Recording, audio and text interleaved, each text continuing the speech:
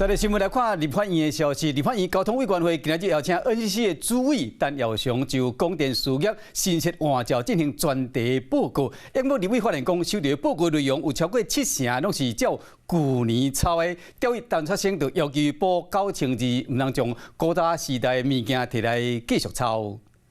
汉内直接跳过官员报告，就来质询，和 NCC 的主委陈耀祥有小可概要。再补充9000个字进来嘛，好不好？你不要老是把那个清朝、明朝的东西继续再抄啊，好不好？ 重点拢放伫咧照抄，因为 NCC 交出来报告内底13000多字，有9300字和旧年完全同款，连标题拢一模一样。你们啊，如果是以后可以不用报告就统统选打，那以后每个委员会都不用报告啦。没有这个重写的问题吧？如果委员有需要，那我们了解更多详细的内容，我们需要补充报告，我们会。国民党规气直接动员，一透早就伫咧交委会登记定数发言，搁联手民众党监管业务报告，哪力伫咧质询台顶是炮火连连。人死老命。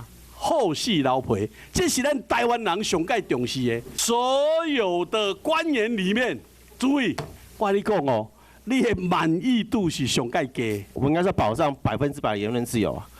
如果你觉得今天郑南榕在世的话，他还会去观众电视台吗？没有真正的100%的言论自由。如果你说杀人放火这种恐吓这种言论，怎么会是言论自由？陈耀祥早就讲无要接任，佮传出会和副主委王必忠来接任，不过伫咧人事也未确定进前，恐惊到立院共款的质询状况是在所难免。